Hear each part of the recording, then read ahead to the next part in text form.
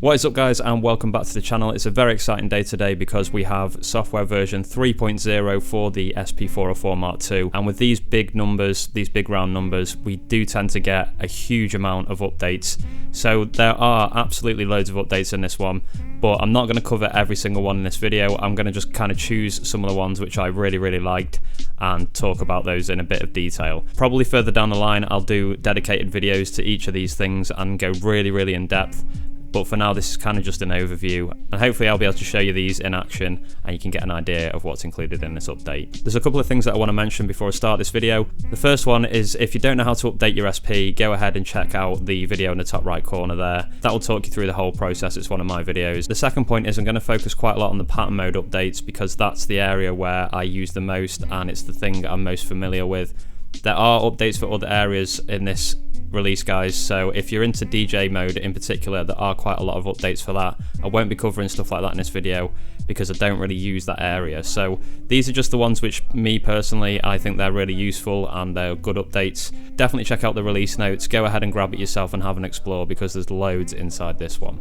Okay, the first thing that I want to show you is that you can now bounce patterns to a pad with one function rather than using resample. So this is really handy, especially to those of you that use the pattern mode a lot. So I'm going to go ahead and demonstrate this one quickly for you. Go into pattern select, and I'm going to go across to this beat, which I think I included in one of my vlog style videos fairly recently. So that sounds a little something like this.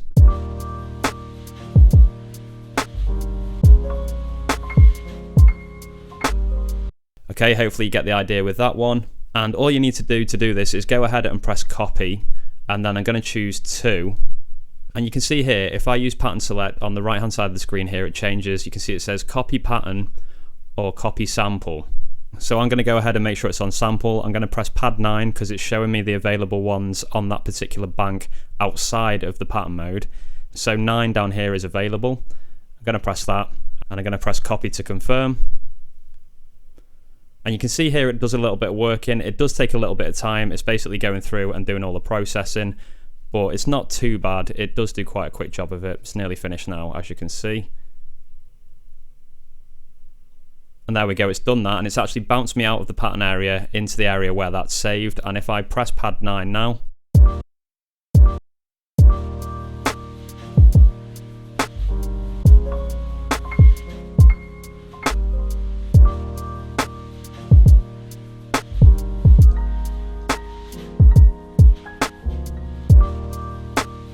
you can see there it loops perfectly because it's taken it directly from the pattern mode, and now we could be free to apply effects to it, do whatever we want to it. I think that's a really handy feature. Okay, the next feature that I'm going to show you is that you can copy samples from one project to another now pretty easily. So I'm just going to show you quickly that I am currently in project 15. It tells you on the screen there and it flashes down here as well, so that's just to note. I'm going to go ahead and choose a sample from here, which is this one here.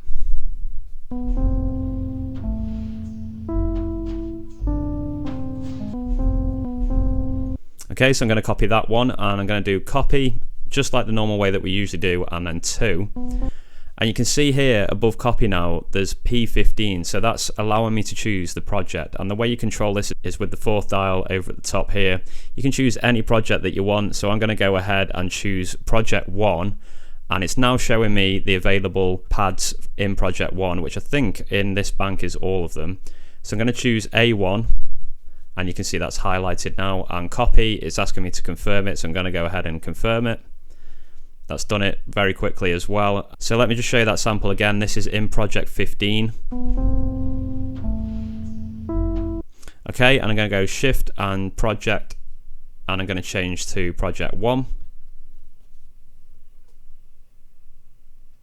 And I'm in A here, so if I press A1, there you go, it's gone and copied the sample to that project. So that's really handy. I can see you guys enjoying that one. I think it's a useful little update. Okay guys, this is where things start to get a little bit more complicated to explain, so please bear with me on these ones. I hope it gives you a good demonstration. This one is basically pad mute automation inside patterns.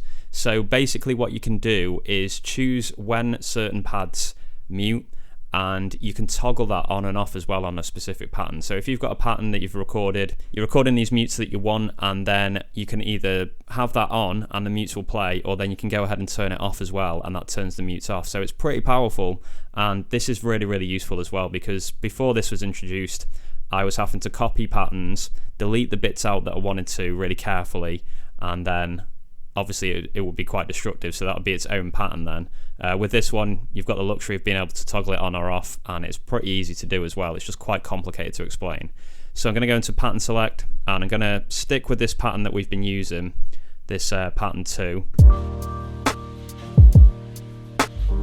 And the way that you get into this mode, it's a pretty crazy combination, but you have to do shift, reverse, and remain. And you can see that little dialog box popped up. And you can see in the top right hand corner here now, there's a little M which is highlighted. So that shows that basically your mute automation is going to play when you play this pattern. If you want to turn it off, it's the same combination, and you can see the M disappears. So I don't think it matters if you have it on or off when you start the recording of the automation, because you have to press that combination when you're inside anyway. So what you have to do is record the pattern like you would normally. So I'm going to go ahead and do this, and you press that key combination whilst you're in the recording. You're going to select the pads that you want to mute, and you're going to select when you want them to mute. So I'm going to go ahead and demonstrate that, and hopefully you guys can see from me performing it how it actually works. So let's go ahead, record to record, and shift, reverse, remain.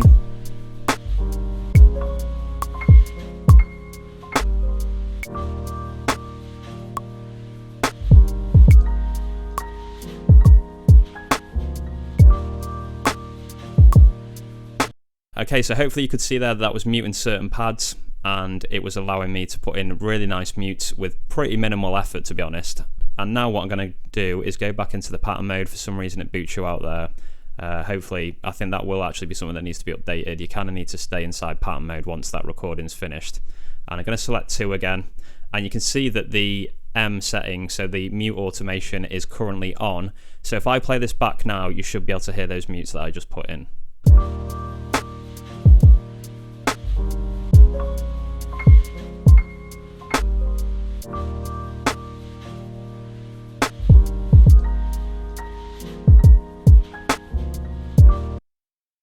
Okay, perfect, that played them, and that's exactly what I recorded in. Now, if I wanted to just play that pattern again, but I don't want those mutes in, we just go ahead, shift, reverse, remain, the M has disappeared, and now if I play that pattern again,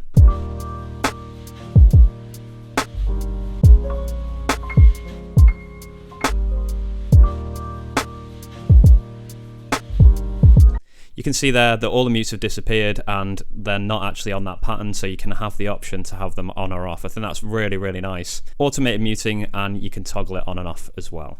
Okay guys, the next thing that I want to show you is that you can save default parameters on the MFX now. So this means that if you have a specific setting that you like on a specific MFX, say on isolator, you can go ahead and save a default, and every time you launch your SP and select that MFX, that's going to have those specific parameters saved to it. So what I found with this is that you can't actually go ahead and select this and then change them, come out of it, go back in and expect that it's back to your default. It will just be saved as whatever you left it as in that particular session. And what I found with this as well is this only really works if you hit remain and the effects to keep the screen up. So I'm going to go ahead and do that, remain and isolator, and now that means that will stay on the screen. And what you have to do is press shift and hold mark for 3 seconds. So let's go ahead and do that. And you could see there it said saved MFX Param. Now let me just show you what it is again. It's infinite, infinite, infinite. So if I go ahead and turn this off and turn it back on again, I'll shorten the sequence so that you guys don't have to watch this process. Okay, the machine's booted back up again. If I go into isolator and hit remain isolator, you can see there it's saved it to exactly what I saved it as. I think that's quite handy. I can see myself using that quite a lot because there are defaults on certain effects that I use pretty much all the time, and I think this will be especially useful as well if you're making a project. Say for example you want a whole project to have one particular effect over the entire thing and you don't want to forget it. This will be useful for that because you could just keep toggling it on and know that it's going to be exactly the same. So quite a handy little feature that I quite like that one, and you can do that for all the MFX as far as I'm aware, so you can have all of them with their own default, which is quite nice. Okay guys, there's one more in particular that I want to talk about, and this is probably one of the biggest updates in 3.0. It's the fact that you can now add automation to your patterns. By that I mean MFX Automation. This is a really big one, and it just means we can really dial down those performances and have the MFX behaving exactly how we want them to, rather than kind of leaving it to luck. So a lot of the times if I'm using the SP to finalize a beat, I'll kind of just jam the effects over the top, and sometimes you can make mistakes and it's really annoying because you have to go back and record the whole thing. So this kind of stops that from happening because you can actually bake in the automation into the patterns. So this is, again, one of the more convoluted processes, and hopefully, like I said, on the pad mute one as well, hopefully this is a useful explanation, but I'm going to go ahead and show you this one. So I'm going to go ahead and do that same pattern again, and I'm going to do some isolation automation to show you guys. And basically what you can do with this is exactly the same as the muting, is that you can toggle this on and off as well. So it's optional if you have it on or off, and it's automated as well. So the first thing you do is press start and end, and you can see there it popped up and said motion on. If you want to turn it off, if you don't want the automation on the pattern when you're playing it, you can just turn it off as well. So you toggle it on and off with start and end. And what you do is you go into the pattern and record just like normal, just like you would with the pattern muting, or just as if you were putting some samples or drums down. And when you're inside there, you're going to hit mark, and that's going to start the automation recording. And then you can do your automation, and then you can hit mark again to end it, or I believe you can just come out of the recording and that will end it as well. So that's the description of what you need to do. I'm going to go ahead and perform that. Okay, so let's go ahead and press record and 2, and I'm going to try and do this, and hopefully you'll be able to see how it works.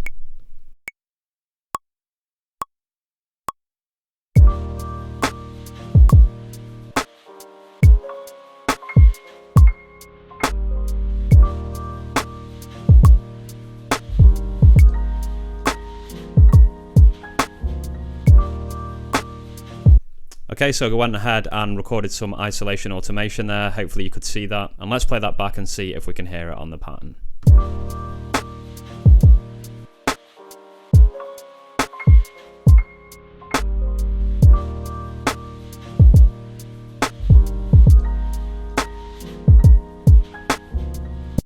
Okay, great, it's recorded that. And if we want to turn it off, like I said, start and end, motion off. And if we play that now,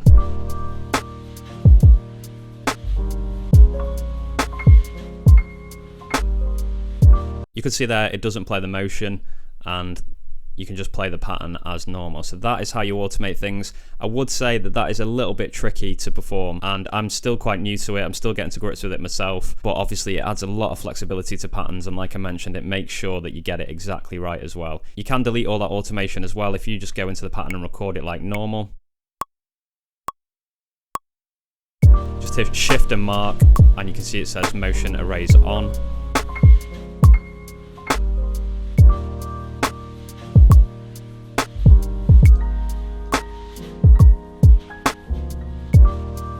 That goes ahead and deletes all the automation that you've done. Okay, so there's only a few more things that I wanted to mention, and these are kind of honorable mentions because I wanted to talk about them, but they're pretty brief. So I just thought I'd put these in at the end. There's 3 more points.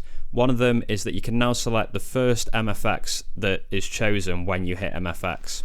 So you can see there, mine goes straight to 404 vinyl sim. Now, scatter has been the bane of my life because every time I press that button, it always comes up with scatter and adds scatter to my effects and just sounds awful. So it's really good that you can customize this. It's easy to do as well. You do shift and 16 to get to your EFX settings. Scroll all the way across to other, and then scroll down and you can see there it says MFX top, and you can choose whatever you want. I'm going to set mine back to the 404 vinyl sim and come out of that. If you do go ahead and change that, you will have to reboot your machine. That's the only thing that you need to know, because it needs to kind of process it, I guess. You won't be able to use it straight away. You will have to go ahead and restart it. So if I just press MFX again, you can see there it's gone into 404 vinyl sim instead of scatter, thank God, and I can have that as my default effect. So if there's an effect that you use quite a lot, that's going to be really handy because you can just hop straight into it. You obviously can customize these buttons as well, but it just gives you another button which goes to your favorite one instead. I think that's quite a nice little feature. Okay, another one is that you now get automatic preview in the file browsing area. So if I go to import a sample, shift and import, which is 14, import from SD card, sample, and I'm going to go to SPVIDZ. And Lo-Fi Drums Volume 5, it's really close to being finished now, guys. This is going to get released soon. I just had to get this video out this week and a couple of other things, but next week should be plain sailing and I should have this out. So you can see here I've got some categories. I'm going to go to hats, and if I scroll through now, you can see I'm getting an automatic preview. I'm not having to press subpad every single time. Really simple stuff. And another killer tip as well, Mark now lets you scroll a lot faster through the pages. So if I go to Lo-Fi Drums Volume 2, because this has quite a lot of drums in it, hi-hats here, I think I've got 20. So if I hold Mark and scroll, you can see I can get to the bottom and the top of the page a lot quicker than if I'm just scrolling with the wheel like this. And again, like I've mentioned, get that automatic preview again. Great drum sounds there. They're all available on SPVIDZ.com. So if you want to support what I'm doing here, guys, I'd really appreciate it if you went ahead and picked up some of my drum packs. You can see them all here. Hip Hop Drums Volume 1, and then there's Lo-Fi Drums Volume 1 to 4, and 5 will be coming out very soon as well. Okay, the last thing that I wanted to mention is that you can now use a 1TB SD card with the SP404-MK2. Now that is huge. I can never imagine filling that much, but it's amazing that we have the option. The only thing to note about that is when you are updating the machine, you do still have to use a 32 gig SD card, so be mindful of that. Definitely don't throw your 32 gig one away because you'll need it for updates, but once you've done your update with that card, you can swap it out and put your 1TB card in, and you'll be able to have so many samples saved on there which you'll be able to import to make beats. I think that's a really insane amount of storage that is available to us now on the move as well. So yeah, if you've got a 1TB card knocking around, format it with the SP and you'll be able to use it. It might be worth investing in one as well if you don't already have one. That will keep you going for a long time, I imagine. So thanks very much for watching, guys. I hope all these explanations were useful. I hope they were helpful. In the future, like I mentioned at the start of the video, that seems like a long time ago now, but I will go into more depth with each of these areas and do some specific videos about them and maybe include them in some beat making. So be sure to watch out for those and go and grab 3.0, go and have a look at it for yourselves. There is so much stuff in there. It's impossible to cover it all in one video. So yeah, go and have a look and see what you think, and let me know if you're digging 3.0 in the comments below. I'll be back with another video soon, guys. Take it easy and keep making beats. Peace.